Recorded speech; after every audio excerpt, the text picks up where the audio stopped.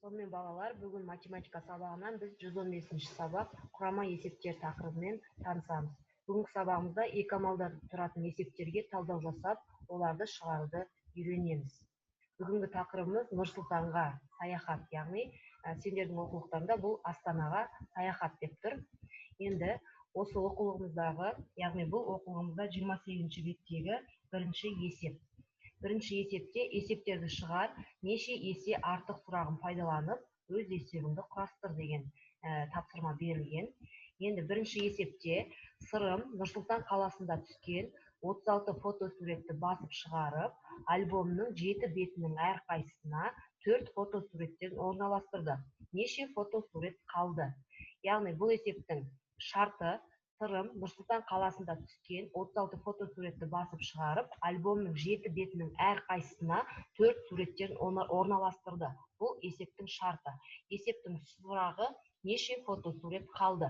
Есепте көңіл аударатын негізгі сөздер: басып шығарғаны, орналастырғаны және қалғаны. Басып шығарғаны 36 фотосурет, орналастырғаны 7 беттің әрқайсысында 4 суреттен.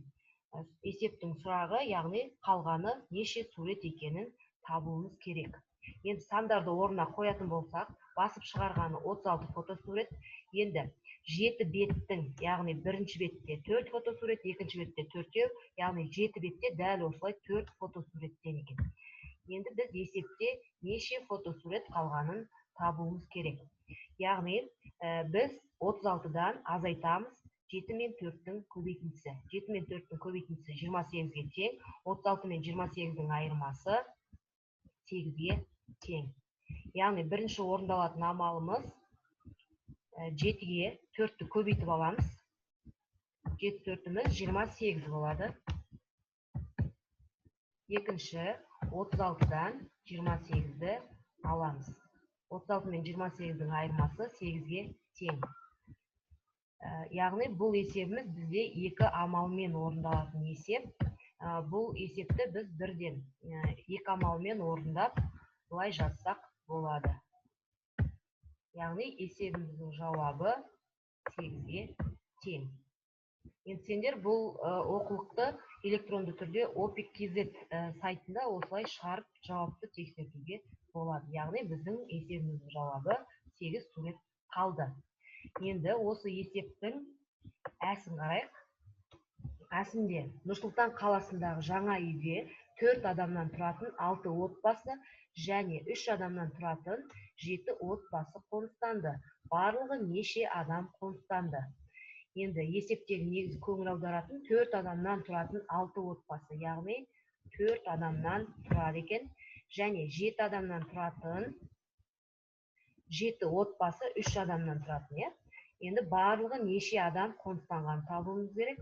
Яғни бұл да құрама есеп, яғни 2-3 амалмен орындалатын есептерді біз құрама есептер деп айтатынбыз.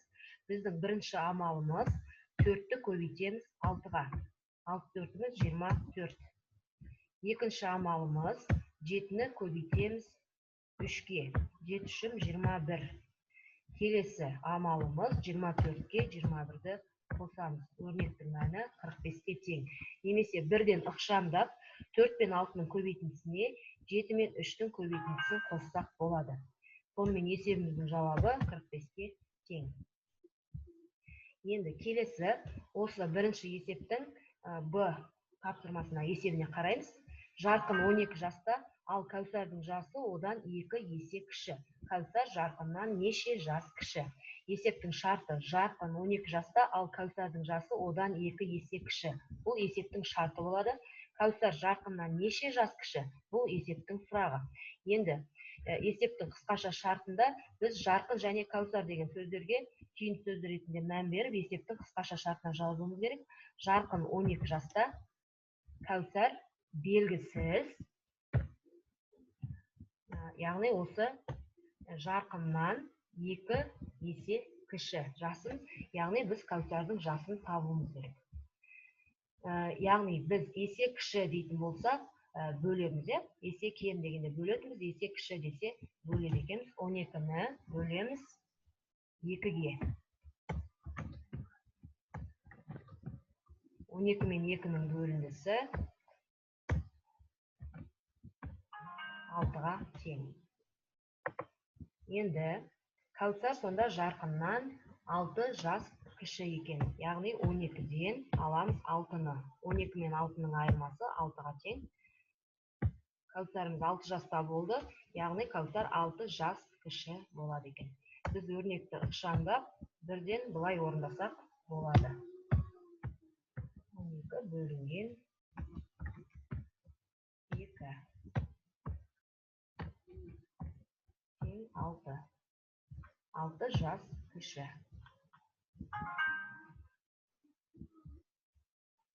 Енді келесі есебімізде В тапсырмасында есебінде біз туристер Нұр-Сұлтан қаласы бейнеленген 12 ашық хат және тағы әрқайсысында 9 ашық хаттан 5 жинақ сатып алды. Бұл есептің шарты. Туристер барлығы неше ашық хат сатып алды? Бұл есептің сұрағы. Енді қысқаша шартында біз ашық хат және жинақ деген сөздерге мән береміз. Енді барлығы 12 ашық хат сатып алған. Енді одан бөлек жинақтар. Жинақта 9-дан 5 жинақ болды. Барлығы неше ашық хат екенін табуымыз керек. Ол үшін біз ең алдымен 9 бен 5-тің көбейтіндісін тауып аламыз. 9 бен 5-тің көбейтіндісі 45-ке тең. Одан кейін 12-ге қосамыз. 9 бен 5-тің көбейтіндісін жақшаға алмасақ та амалдар ретімен орындалады. 45-ке 12-ні қоссам, өрнектің мәні 57-ге тең. Яғни барлығы 57 ашық хат болады екен. Енді сіздерге үй тапсырмасы ретінде екінші есеп, тұлғалар бойынша есеп құрастыру керек. Бұл оқулығымыздың 29-шы бетінде кез келген мысалы есептің шартына қарай сөздерді алуға болады. Бұл үй тапсырмасы ретінде оқулықта 29-шы бетте.